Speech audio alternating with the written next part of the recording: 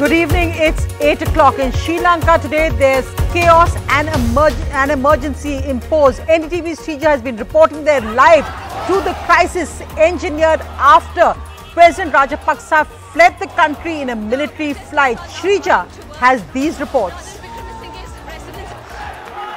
gone way past all the barricades that have been placed by the police. They say they will not stop until Gotabaya resigns.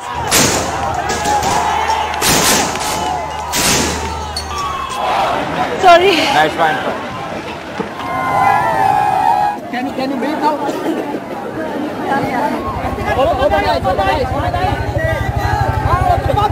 People are running helter-skelter. Several people have been injured in this particular incident as well. Srija joins me live now, thankfully safe. Srija, I'll just look at the top headlines and come back to you. The breaking news coming in. You're currently at the Prime Minister's office, which has now been taken over as Sri Lanka erupts in outrage as President Rajapaksa flees. Angry protesters occupy the Prime Minister's office and TV stations. Ranil Wickremesinghe becomes acting president, orders emergency in Sri Lanka, restore order, whatever it takes. Ranil Wickremesinghe to the army on the streets, tear gas shelling, one protester is dead. How did President Gotabaya Rajapaksa and his wife flee Sri Lanka? Well, a midnight flight to the Maldives in a military aircraft. Angry Sri Lankans say their fleeing is a betrayal on the day of his planned resignation. Now he's likely to go from the Maldives to Singapore.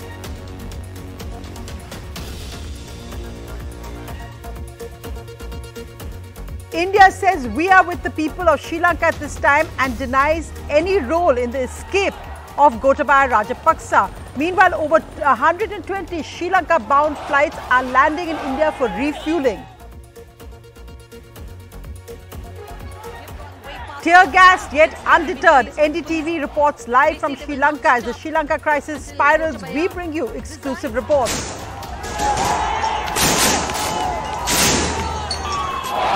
Sorry. Nice fine. In other news, the Gujarat monsoon surplus is now above 500% as the state is battered by rain. Meanwhile, Bihar and East UP are facing a major monsoon deficit. US inflation crosses 9%, the highest in 41 years. Major rate hikes are expected after US inflation soars. US high inflation also likely to hit Indian markets. And the final 8 for the British Prime Minister, Rishi Sunak, is a front runner. He says, I refuse to demonize Boris Johnson. So could an Indian origin man now be British Prime Minister?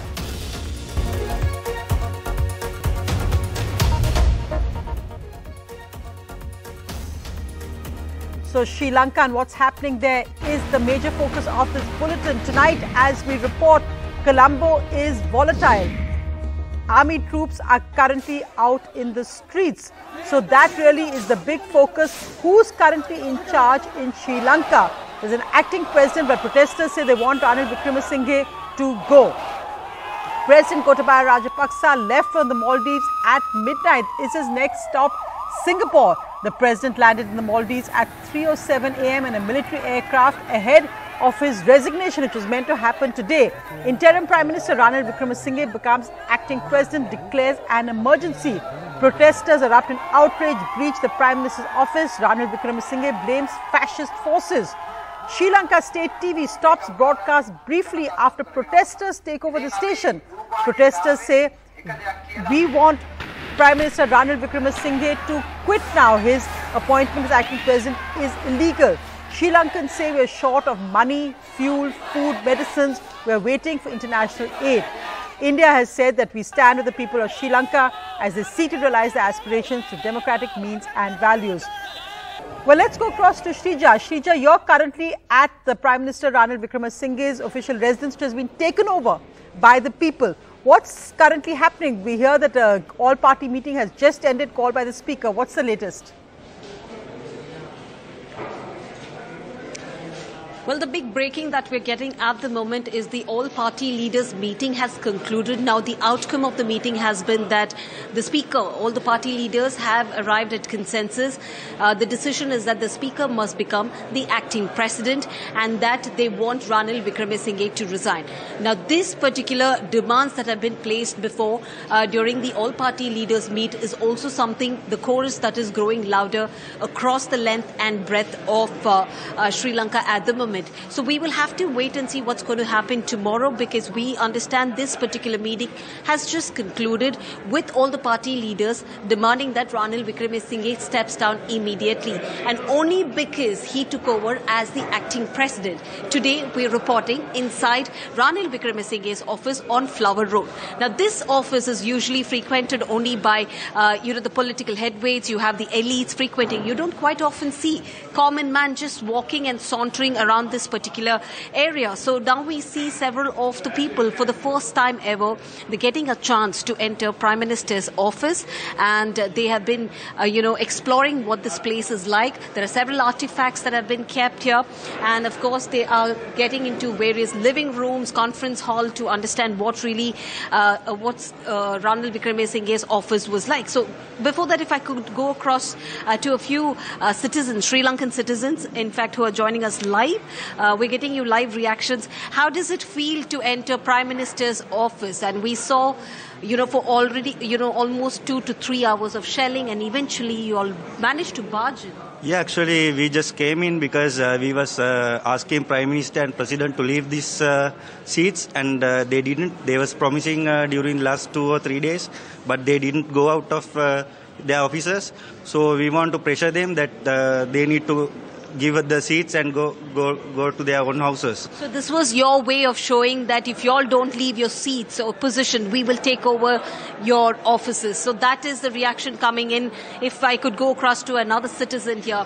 So have you explored the Prime Minister's office now? No, this is my first time, and I was here in the morning when we were taken here because I am a member of Aragalaya. So we told that we are against, as a Sri Lankan, we against these corrupted politicians. So and as well as so we told them we have given a chance, we have given time to take their office, take out their office, and to listen what people are saying, but still they are not listening what people are saying. So they are again trying to deal and they are trying to have a deal and do to protect their power and all.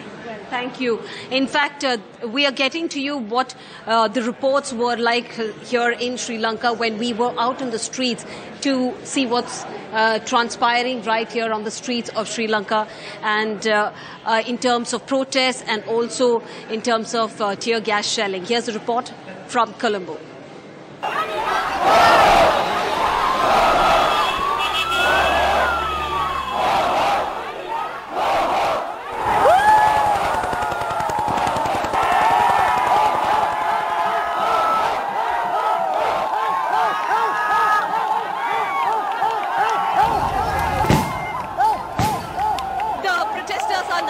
Toward Ranil Wickremesinghe's residence. In fact, this exactly was how we understand several of the protesters had managed to breach the heavily guarded presidential palace and the heavily guarded temple trees as well. But now what you witnessed on your screens is the protesters have breached the security at the moment. They have pushed the security forces. What you see just ahead of me is the tear gas that's being shelled. Several protesters, in fact, questioning the fact how the government, or the military for that matter, allowed Mr. Gotabaya Rajapaksa to flee the country when they are the only and the sole reasons why they are out in the streets today.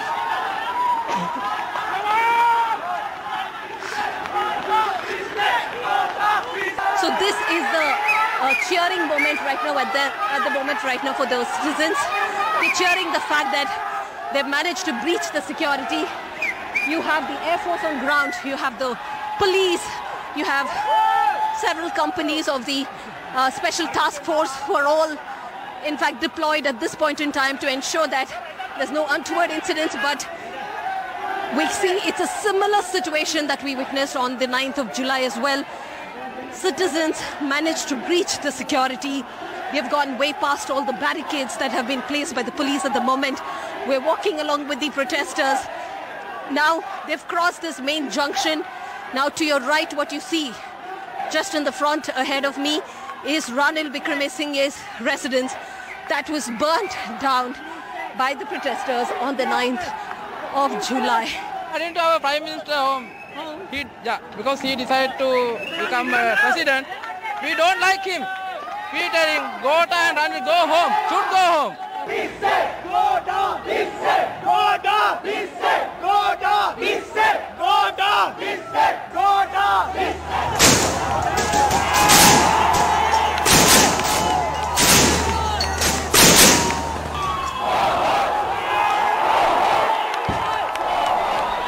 Sorry. Nice, fine.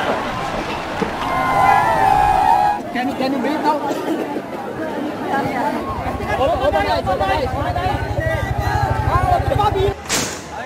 There's massive tear gas shelling going on right outside Ranil Wickremesinghe's office on Flower Road here in Colombo in Sri Lanka.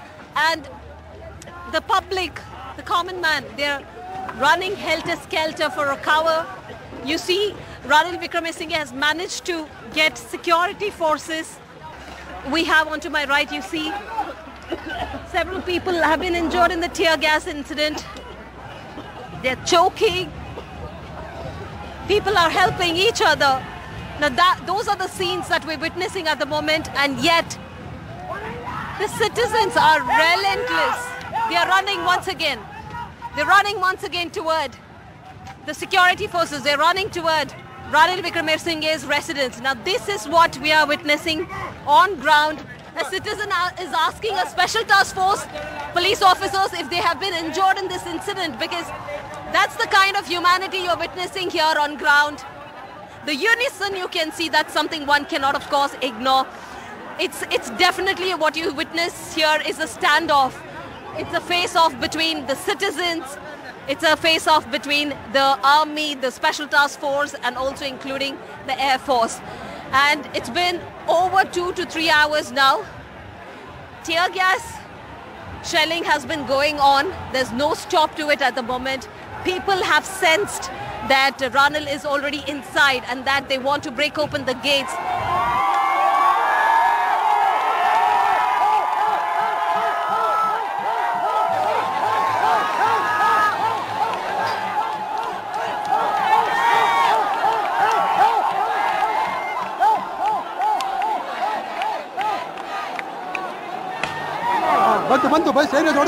Several hours of the standoff in, right outside Ranil's office on Flower Road here in Colombo between the protesters and all the security forces, that is the Army, Air Force, Sri Lankan police, including the Special Task Force. Now the protesters have once again managed to breach the heavily guarded Prime Minister's office, Ranil. They have all, in fact, breached the security. They've managed to enter. Now, this is yet another political structure, the fourth political structure that's become a tourist spot. Did you step inside Ranil's office? Yeah. After the 1948, we hoped we get the independence, but this is our actual independence after 74 years. That Aragaleta, Jai Viva! According to protesters, what they claim, this is their independence and this is their freedom. They call this their victory. What's next? It's still unclear.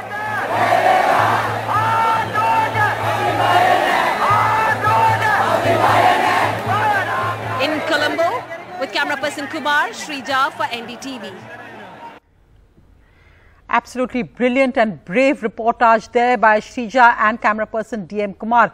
The key bit is that while Ranil Wickremesinghe has said these are fascist forces, look at the ordinary people out there on the streets saying this is our Independence Day. They're peaceful. Even though they've occupied all these buildings, you can see that there's no violence, no violent clashes. They're peaceful. It's tear gas shelling been used on them, and one protester has actually died. Just a short while ago, General Shavendra Silva, he's the Chief of Defence Staff, has requested the public to cooperate, saying you must maintain law and order in the country. At a press conference flanked by the top military brass, he's asked for peace and says that he's requested the Speaker of the Parliament to call for a party leaders meeting again to resolve the current political turmoil. The all-party meeting which just ended has said that the Speaker should now take over as President. The opposition has questioned how Ranil Wickremesinghe became acting President. Meanwhile, the fact remains that there's huge anger amongst the people of Sri Lanka on why the military facilitated the President Gotabaya Rajapaksa leaving in a military aircraft along with his wife, currently in the Maldives. India has said that it stands with the people of Sri Lanka and that India had nothing to do with Rajapaksa fleeing Sri Lanka.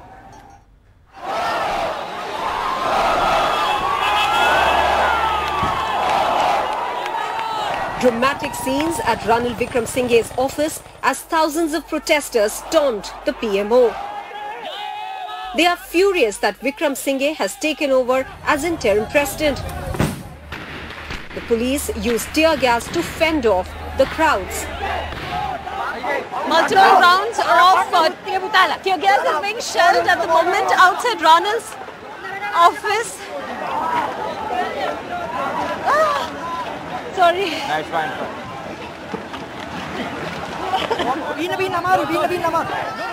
The crisis in the island country deepened this morning as people woke up to the news that President Gotabaya Rajapaksa had fled to the Maldives with his wife overnight on a military plane. Reports say his final destination could be Singapore or the United Arab Emirates. On their arrival in the Maldives, President Rajapaksa, his wife and bodyguards were driven to an undisclosed location under police escort. Reports claim the president's younger brother and former finance minister Basil Rajapaksa has also left the country. The Indian High Commission in Sri Lanka meanwhile dismissed reports claiming that India had helped President Rajapaksa and his brother Basil to flee. Over the weekend, Rajapaksa had promised to resign today, that is Wednesday, and his failure to do so along with his decision to leave Sri Lanka angered protesters even more. It was virtual anarchy on the streets of Colombo as protesters took over government buildings and even the state broadcaster who went off air.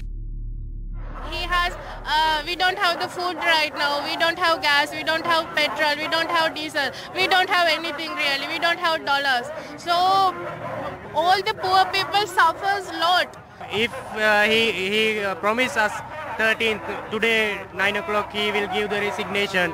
If he don't give the resignation, people will go to the parliament and they will be crazy at this moment because the people there, they don't have food, they don't have enough fuels, they are on the street. I don't know, this situation will become worse. He left the country without signing his resignation. The speaker and the whole country hope that he would send his resignation properly. Ranil Wickremesinghe made a televised statement warning rioters that military and police had been told to restore law and order. He imposed curfew in a key province along with a state of emergency in the country. Gotabaya Rajapaksa ජනාධිපතිතුමා ඉල්ලා අස්වීමෙන් පසුව ඇතිවෙන තත්ත්වය සාකච්ඡා කරන්නට සවුන්දා දවල් පක්ෂ නායකයින් මුණ ගැහුණා. Under Sri Lanka's constitution, Gotabaya Rajapaksa has conferred powers on Ranil Wickremesinghe to function as the acting president under Article 37.1, which means Gotabaya has not yet formally resigned. If and when he does, then Parliament has to elect one of its MPs as president. The successor will hold the office for the remainder of the term of the vacating president. This election has to be held within 1 month of the vacancy arising. On Tuesday, expecting that the president would resign on the 13th of July, as he had said, the speaker had announced the date of the election as 20th July. what next? Because now that Ranil Wickremesinghe has become the acting president and Gotabaya Rajapaksa has left his country and fled from his country, leaving his citizens, forcing them onto the streets. Citizens here say that they are not going to stop and that they will continue, and their next target is going to be laying siege to the parliament. Reporting inside Ranil Wickremesinghe's office in Colombo with camera person Kumar Srija for NDTV. In Sri Lanka, revolution is taking place right now. But let's go across to what the big story is in India, and that's the monsoon devastating parts of many states, mainly Gujarat, Maharashtra, also very heavy rain in Madhya Pradesh. So you can see those visuals from across parts of India. Gujarat, Maharashtra extremely badly hit. Mumbai also had very, very heavy rain today. If we just looked at the details of which states now have more than 100% or more above normal rainfall. So for the last week, Saurashtra and Kutch have 572% above the normal rainfall. Telangana is 440%. Marathwada and Maharashtra is 304%. Then again, the whole of Gujarat is 246%, followed by Madhya Maharashtra at 231%. Vidarbha also normally drought hit at 180%. North Interior Karnataka and South Interior Karnataka both at around 150%. Coastal Karnataka at 138%. And we can see the same in Konkan, Goa, West Rajasthan, coastal Andhra Pradesh. But the big worry is the states where there is a deficit. Now, we can see in Bihar, Jharkhand, East Uttar Pradesh, Bengal, there is little or no rain. So that's going to be a major cause of concern.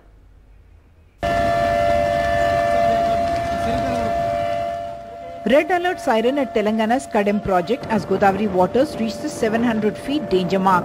Chief Minister K. Chandrasekhar Rao held an emergency meeting as the rain red alert for the state has been extended for another 3 days.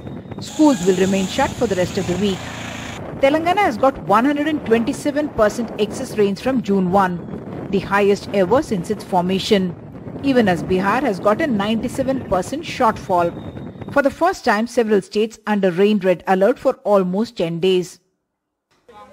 At Vasai in Palghar, a landslide killed one person while 2 others were rescued.